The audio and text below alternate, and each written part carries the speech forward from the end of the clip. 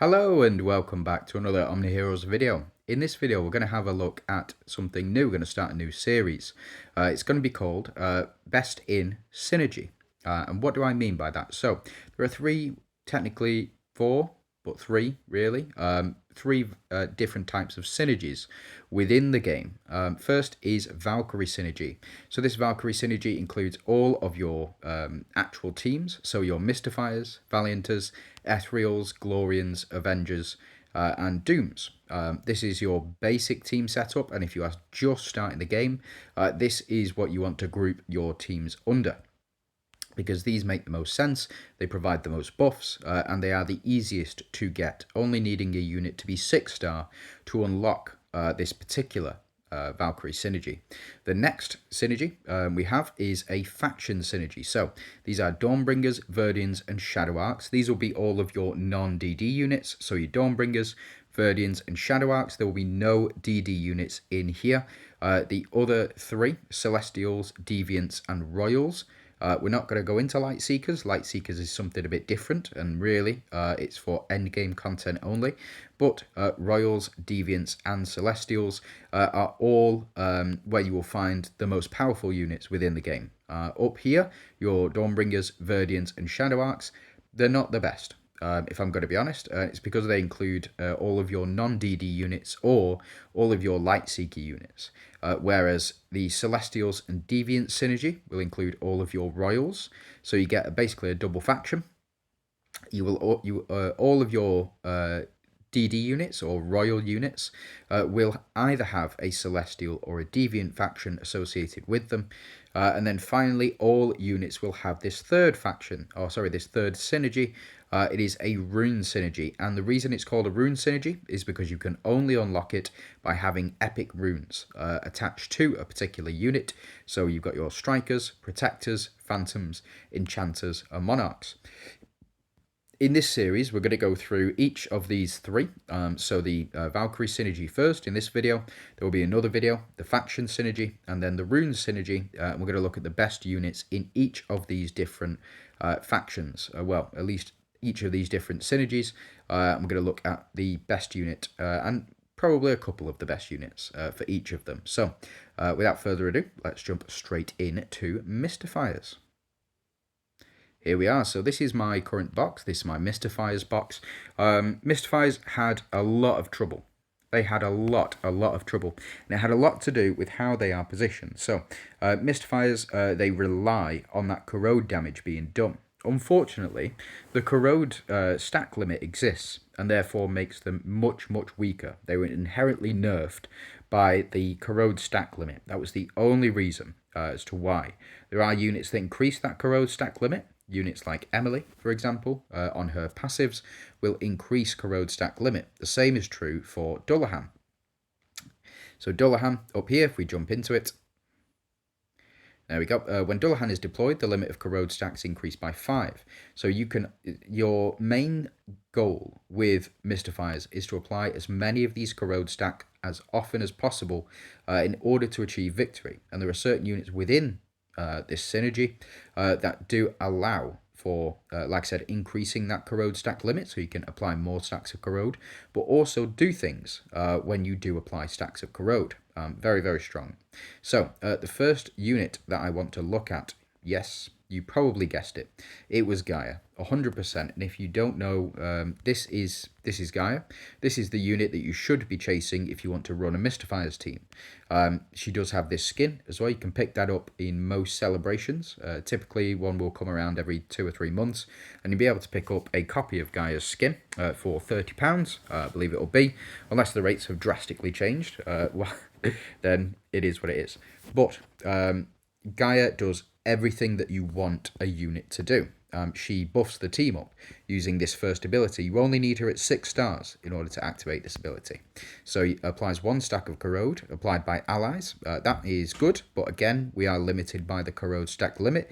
So if you don't have a unit on the team that increases the corrode stack limit, you're always going to be at 5. And getting to 5 stacks of corrode is not very difficult if you're building your teams right. It is the second part of this passive that we are really interested in. Gaia increases all allies' damage boost by 10%, and damage reduction by 0.6% up to 100 times, increases Gaia's cure rate, and additionally increase her attack by 1%. So it is this second part. Gaia increases all allies' damage boost by 10% and damage reduction by 0.6% up to 100 times. Quick math tells me you get 1000% damage boost and you get 60% damage reduction. There is another faction, there's another synergy within this game that does that, and it is the Royals. So if we have a look all the way down at the bottom, you have 5 Royals on the team. Each stack of buff an ally unit gets increases their damage boost and damage reduction by 4% up to 20%. So effectively, it makes all of the units that you're running Royal units, and that's only at 6 stars. If you get it to 7 stars, she becomes even more powerful. Gaia possesses a unique power of law that reduces speed of all enemies by 30. This is a unique effect. There are no other units within the game that do this. And again, it's such a powerful effect, especially paired alongside some other units within the synergy as well. So the next unit that you should be chasing within this faction synergy would be Astrid. I've just watched a video with Astrid in, and I learnt something about Astrid. That this passive, where is it? Nope, this rune passive here. When Astrid is deployed, allies gain additional 1.5% attack for every 1 speed.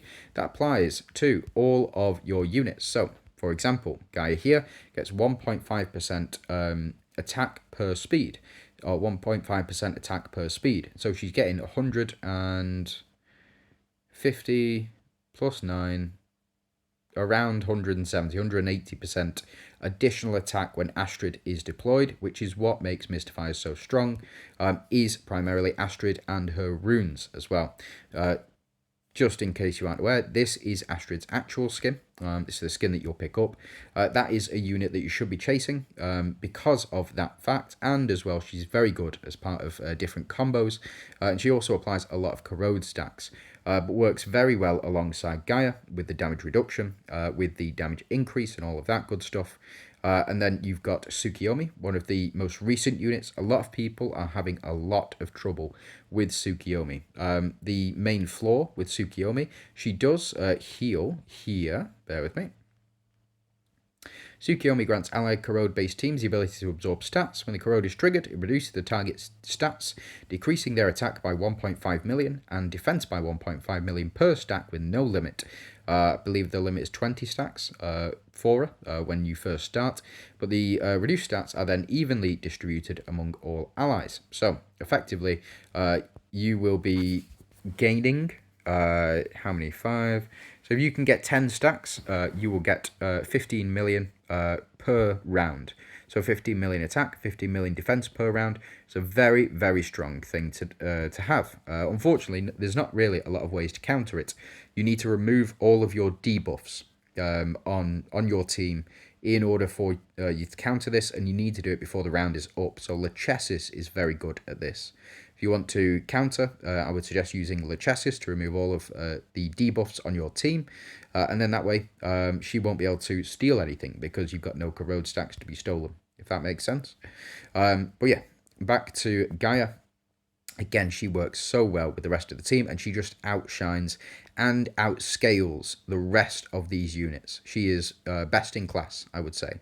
Now, somebody, honourable mention, would probably be Lancelot, specifically because of this passive right here.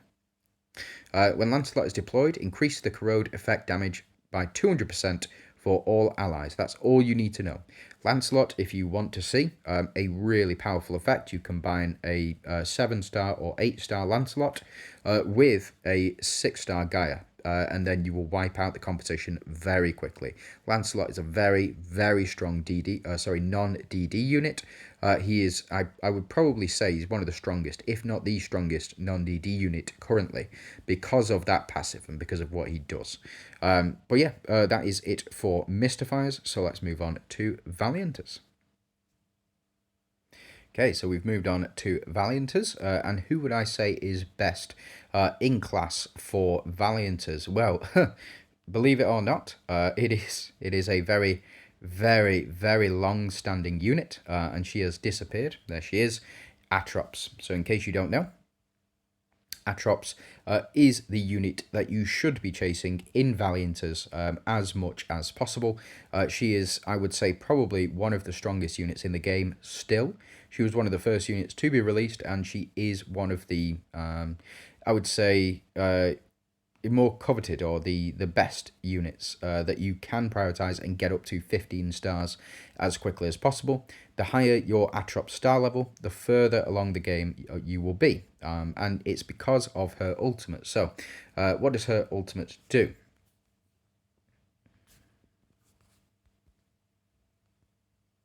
This one here, Atrops uses Divine Light to apply Watcher's Pledge on all allies and increases their attack by 40% of Atrops' attack for 1 round.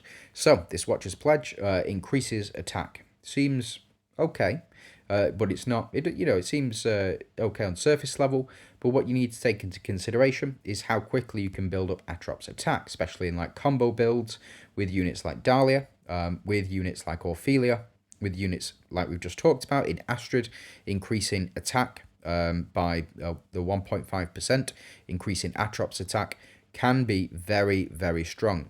I would say that Atrops, again, is the unit that you should be chasing out of the Valianters build.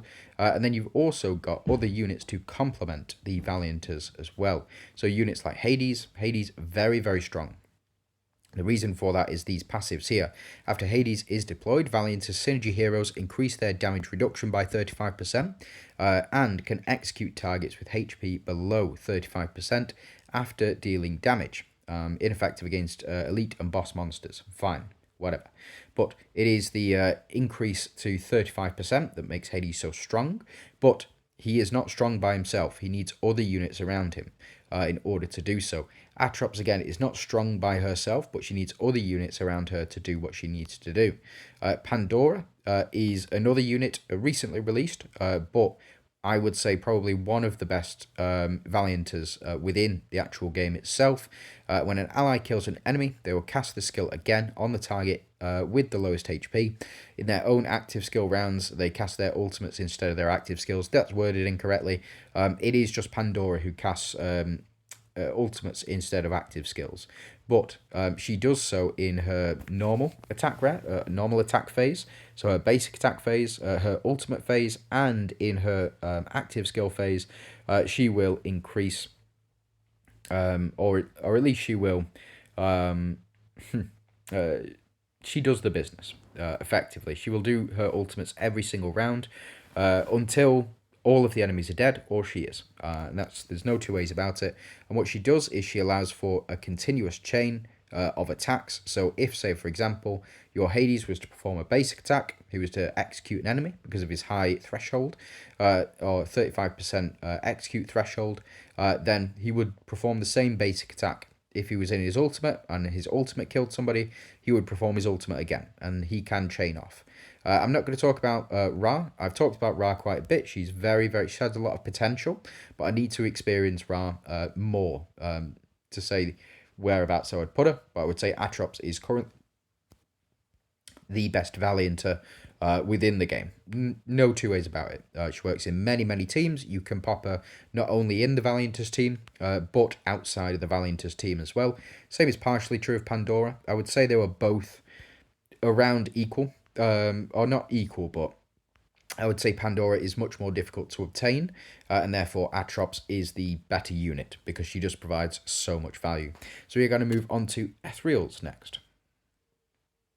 So we've just jumped in. These are the Ethereals here, and who should I say you should focus on when you first start the game? Well, there is one unit in particular that stands out, and it is not her. Eudora is the best unit within the game, I would say, and primarily it's because of this rune passive right here. After taking action, if the allied team's crit rate is greater than 200%, Eudora has 100% of casting her ultimate skill once. Her ultimate skill hits 10 times, and it's 10 instances of damage. So it gets around Monarch, it gets past a lot of Holy Shield, it gets past big team builds. It does a lot, but I would say that if you are starting the game or if you are just jumping in, you know, you've been doing it for about a month, 2 months, maybe even 6 months, Elisha is the unit that you want to go for. Elisha, Queen of the Undead, with this particular passive right here. The Frost Empress establishes a contract granting her allies 25% chance to apply freeze for 1 round upon landing a critical hit. So you get a crit, you have 25% chance to freeze the enemy. Really, really strong. This ability, when it first came out, I underestimated it quite greatly, and as a result, paid the price, of course. But Elisha, when you get that freeze, when your Eudora hits all 5 enemies, and your Eudora freezes all 5 enemies, you typically will win that match. No two ways about it. That freeze mechanic, you just can't get around it, and it can stack as well, which is really, really good. The freeze duration can accumulate when triggered multiple times. Say, for example, Eudora performs her ultimate in round 1. It freezes one of the enemies 5 times. That's 5 rounds that enemy is out for. Effectively, getting rid of them out of the game. There's no two ways about it. It is what it is. Now, the second part of this passive, and again, this is a 6-star passive. You only need Elisha at 6 stars in order for her to be any good. When an ally lands a critical hit, all allies have their attack increased by 0.2 million and a max HP increase of 50%, stacking up to 50 times. So effectively, you can get up to, what is that? 2 times 5 is 1 million times by 5. So it's attack increased by 5 million. Max HP increased by 50%. So what's that? Up to 10 is 500%. Times that by 5, 2,500%. I think the math is right on that. If it's not, let me know down below in the comments, of course. But this stacks so quickly. When your units are doing multiple hits per turn, that's 10 instances of this proccing. So effectively, your Eudora only needs to proc, or only needs to perform 5 ultimate attacks, and you'll be fully built up. That is without the help of any other units on the team. Of course, like Elisha herself, with her ultimate attack, hits 3 people, or hits 3 enemies, and therefore can generate up to 3 crits. It can be very, very powerful. This is one of the best abilities within the game, and I think that this particular stacking ability, I would say, is probably one of the best, if not the best ability, barring dodge, I would say, within the game. And this just stacks up so quickly. It's just so easy when you've got Elisha on the team, when you've got Eudora on the team, when you've got Karnak on the team, to build this up. And even in early game, when you're using Dorabella, Katrina, what's her name, Ellie, when using those units, they're still going to be getting crits. So yeah, building this up, really important. And actually, you don't even need you don't even need other ethereals on the team in order for you to proc this. Every unit can crit, which is why it's so easy to get, and why Elisha is one of the best units within the game itself. So prioritizing Elisha is probably your best bet. Now, with regards to other units, the other unit that I would suggest you prioritize is Karnak. Karnak at his 7-star passive. Karnak is deployed. Limit of it's not that. It's the 6-star passive. Even better. So you only need Karnak at 6 stars, but when he is deployed and his ally lands a crit, there's a 100% chance to heal the entire team, providing healing equal to his attack, 50% plus 3% of the target's max HP. Really strong ability. So you want to crit with this team. You want to crit as often as possible, and Karnak allows for that. And then when you do, you get paid off. You get your HP and your attack increase because you'd be running Elisha. And then you would also be running Karnak as well. Karnak, really strong choice to pair alongside Elisha as well. Really powerful. Other notable units by Sugen. By Sugen is a bit of an underlier, but it is this passive here. When an ally lands crit damage, by Sugen increase the entire team's max HP by 50%. Effect can only trigger 10 times per battle. So this can be done within the first round. Effectively, if you get 10 crits in that first round, then you've fully built up by Sugem, and you get an additional 500% HP. This stacks outside of Elisha's and outside the normal stack limit as well, so can be built up, you know, very, very quickly. But I would say that Elisha and Karnak are the two that you want to chase for Ethereals. So let's jump into Glorians. Okay, so we've jumped into Glorians, and who would I say is the best Glorian of the bunch? Well, there are a couple of notable mentions here. So the first notable mention would be Seraphina. So in case you do not know, Seraphina here, as you can see, this is her original skin, Lady of the Lake and all of that good stuff. She's offering you a lovely drink here. She is just a healer. That's all she does, realistically. She's just a healer. So she heals all allies for 120% plus 5% of the allies' max HP. Really strong. Seraphina heals all allies for 36% and 5% of the allies' max HP. Again, very, very strong.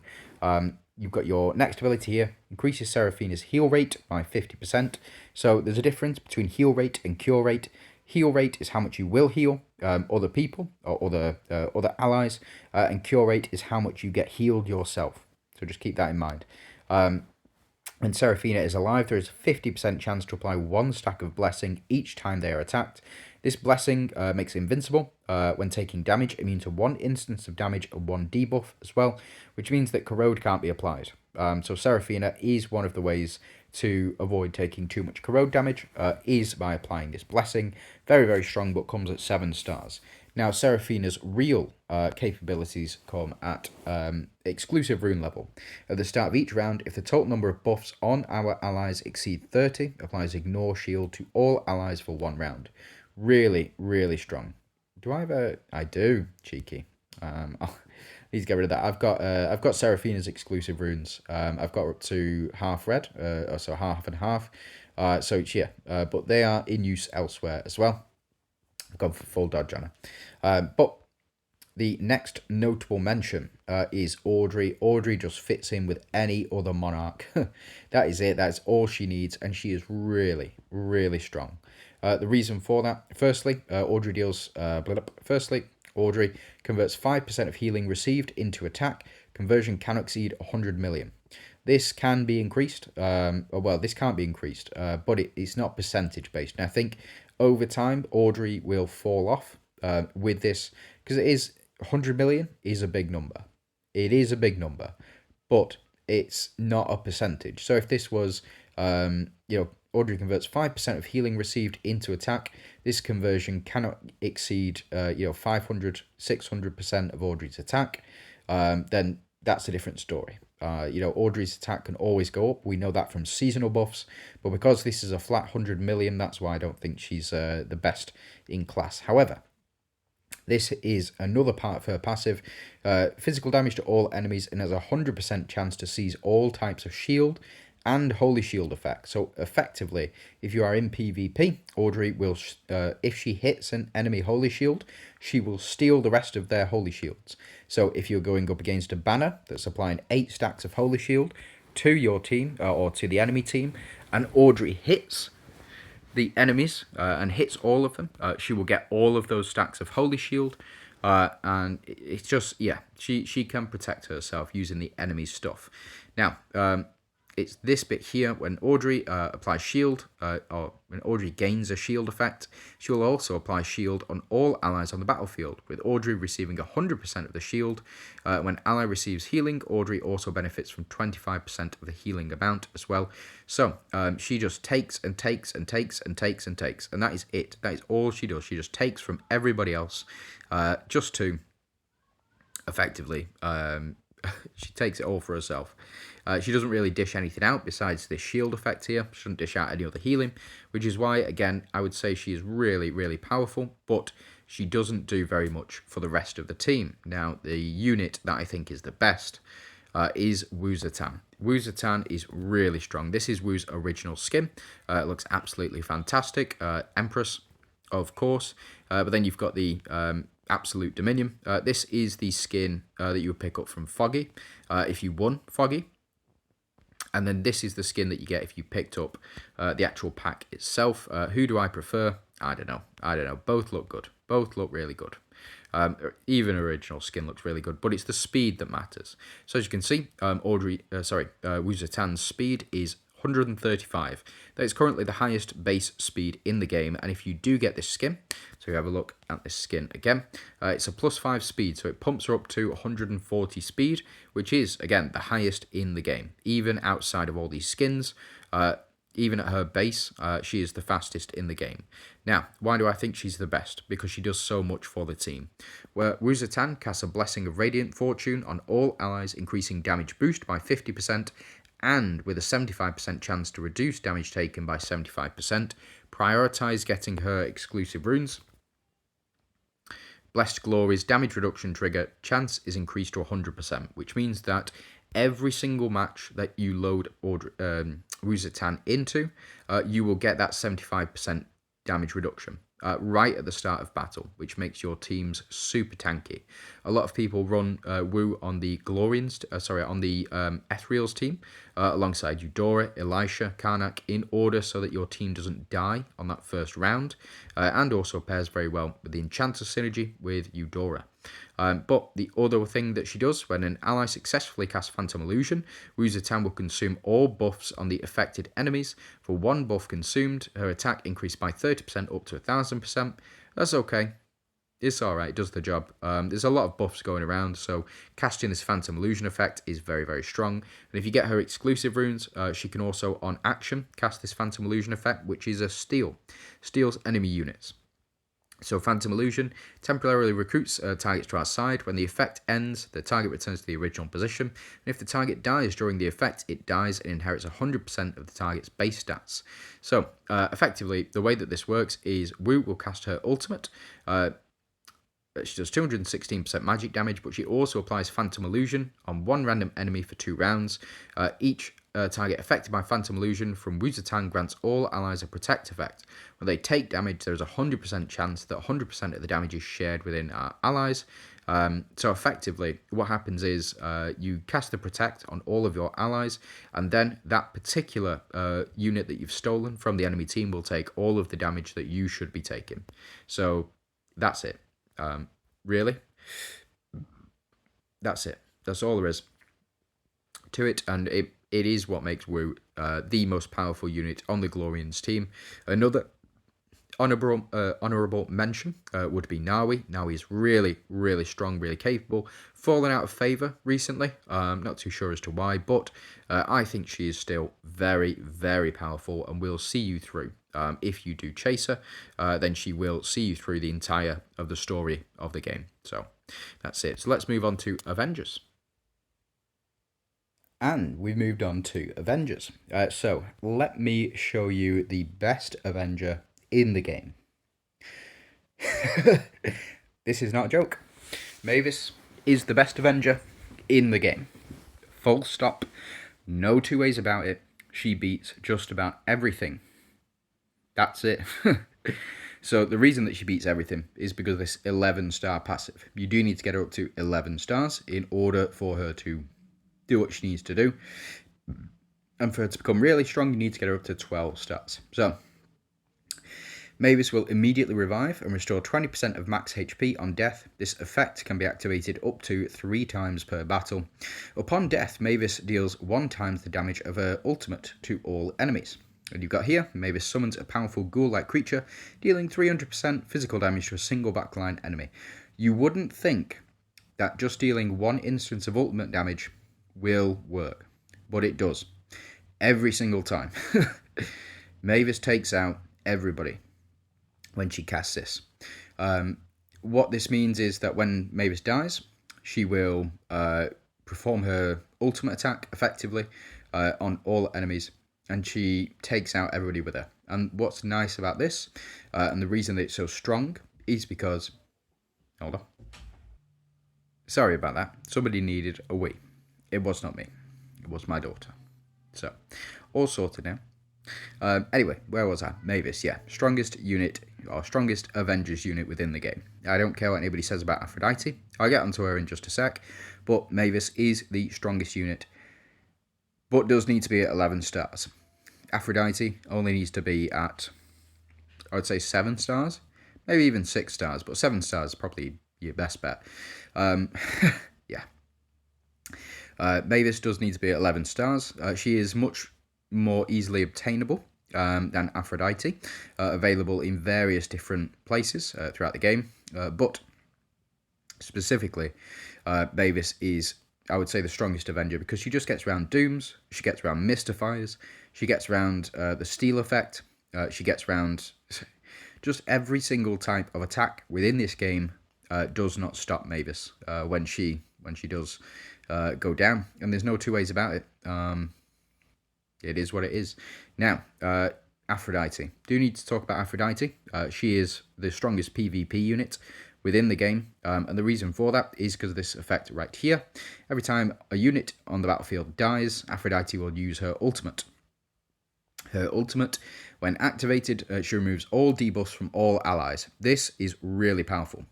Does not technically class as a purification effect, because it would say purifies all debuffs from all allies. What this does is it removes all corrode from your team. So for every 1 stack of debuff removed, her attack increased by 10% up to 100 stacks. Really, really strong. And then this one here, when Aphrodite uses her ultimate, she applies Phantom Illusion on one enemy. Additionally, Aphrodite forms a link with the target. Whenever the target loses HP, she will heal for the corresponding amount. Effectively, you steal an enemy, and then Aphrodite does what she needs to do, and then you steal another enemy. Aphrodite, that enemy goes down. Aphrodite steals another enemy, and eventually the enemy team is just left with one unit, and that is it. There's no two ways about it. That is why she's the best PvP unit in the game. Mavis, I would say, is the best Avenger because she is going to die, come back, die, come back, die, come back. Aphrodite only dies once, and when she's dead, she's usually dead for good. However, it's the steal effect that really takes the cake on this one. That is, so Aphrodite is the DD unit that you want to chase, and Mavis is the non-DD you want to chase. Those two together, absolutely fantastic. Now, there is the honourable mention of Janna. Janna is there for your long fights. Janna will be really good in rounds 10 to rounds 15, whereas Aphrodite is really good between rounds 1 and 5. Mavis is really good all throughout. So from rounds 1 to round 15, whenever she dies, don't matter. She's going to do a lot of damage when she goes out. Janna, on the other hand, will survive and survive and survive for the entire duration of the battle because she surrounds herself with these strangers. So effectively, she summons up to 8 minions at a time. 1, 2, 3, 4, 5. 5 minions at a time. And then she will, when those units die, she gets stronger. Effectively, so the more units that die, the stronger your team become. And something else to note as well is enemy Lachesis. It's always enemy Lachesis, but it is this ultimate right here. Use the power of the goddess to heal the ally unit with the lowest HP, providing healing, and has a 100% base chance to dispel all buffs from all enemies. This is so powerful. This is so powerful, dispelling all buffs from all enemies. It means any holy shields, any stacks of shields, any watchers pledges that have been going on, any attack increases, defense increases, HP increases, whatever it is, Lachesis will get rid of it with this purification effect. And it also triggers the celestial buff as well. Really, really strong and good to run in PvP and in more in PvP than PvE because there's not that many buffs in PvE, whereas in PvP it is rife with buffs. So yeah, Mavis and Aphrodite, your strongest Avengers. Bear with me. Let's jump into the final one, is Dooms. Now, who would I say is the strongest Doom in the game? I'd probably say Ophelia, to be honest. Dalia, I don't class Dalia as a Doom. I would class Dalia more as a switch unit. You've got these units here, Synergy Mastery, Rune Mastery. These, I would say Dalia should be one of these, like Cleopatra, like Victoria. I would say Dalia should be one of these because she just fits anywhere you put her. In any single team that you put her in, she is And just in case you don't know, this is her actual skin. This is the skin that you can pick up from the New Year's Festival, or you could have. And this is the skin that you can pick up from Foggy Coliseum, or eventually you'll be able to pick up the skin from Foggy Coliseum in the skin shop. But for now, you have Ophelia and Dalia as the two strongest, I would say, within this particular faction or this particular synergy. Dalia just fits every place you put her. Doesn't matter who she's put with, doesn't matter where she goes, she'll probably be the last to live or the last to survive, and it is because of this effect. Switches positions with the ally before each action. For every one additional buff stack, attack is increased by 30% and max HP is increased by 60%, affecting both swapped ally and self up to 50 stacks. So effectively, you can get up to 50 times 30%. HP, which is 1500, attack, which is 1500% attack, and then 60 times 50, which is 3000% HP, thereabouts. So yeah, it's really, really strong what she does here, and she doesn't just do it for herself, she also does it for some for other or for other teams as well, also for other units as well. And then when swapping positions with Dalia, the ally has a 100% chance to copy her buffs. So if you buffed her up with other things as well, like HP buffs, attack buffs, holy shields, the unit that Dalia switches with will, in fact, get those buffs as well. So if Dalia has holy shield, the unit she swaps with will get holy shield as well. Really, really strong. Good to pair with Wukong as well.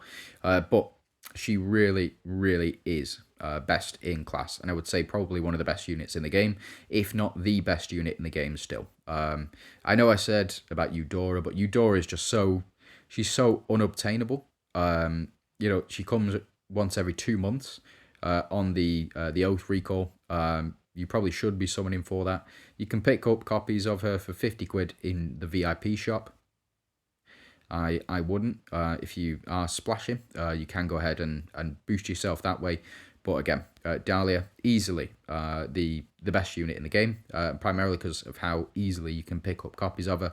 She is available within certain tickets, but also she's available in the Oracle shop. I would go ahead and pick up copies of Gaia, pick up copies of Elisha, and pick up copies of Dalia from the Oracle shop as your first 3 picks, and then after that you can do whatever you want in this game. Now, the other unit that I brought up is Ophelia. Ophelia, when you have her at 6 stars, and you only need her at 6 stars, when she's deployed, the effect of increasing max HP of all allies will additionally provide an attack bonus with a conversion rate of 50%. So, say for example, you have Dalia on here. When Dalia switches, the ally she switches with and herself both get 60% additional max HP. You get an additional 30% on top of that. So you pair Ophelia with Dalia, and instead of going from 1500% attack increase, you go to 3000% attack increase, which is why these two pair so well together. You've got Dalia and Ophelia there. Again, Dalia being the best. Ophelia, she is there for this passive and this passive only. She does the job. Now this one, applying Sanctuary, it's okay. 25% chance to gain Sanctuary upon dealing reflect damage. Sure, it is what it is. Sanctuary's okay. Can save your bacon sometimes, but not a lot. And Ophelia, her runes, nothing super special, but when you apply Sanctuary, you also get attack boost. Dalia's runes, again, inherently trying. Dalia has 50% chance to double the buff she receives. So effectively, if you put 1 stack of Holy Shield on her, she has 50% chance, or 100% chance if you get up to those runes. Excuse me. If you get those runes up to full red, then she has a 100% chance to double the number of buffs, which means that if you apply 1 stack of Holy Shield, she gets 2. You apply 2 stacks of Holy Shield, she gets 4. You apply 8 stacks of Holy Shield with your Flame Banner, she'll get 16. That's it. Now, there is one other notable unit to mention, and it is Doris, but you do need her red runes. As you can see, I've got 4 red runes. When Doris is deployed, the reflect damage of Doomsdays is increased by 100%. There's a 100% chance of dealing additional reflect damage when the enemy takes action. This means that when an enemy takes action, they will take reflect damage, and then they will take, once they've done the action, they will take reflect damage again. It just adds an additional layer of damage on and can be very, very strong against teams that are quicker than you, like for example with Wu Zatan on the team, with units that rely on indirect damage, like Corrode, when they take action. Before they can apply the stack of Corrode, Doris can reflect all of that damage back to them. Again, very, very strong. So I would say Doris, probably your best non-DD unit.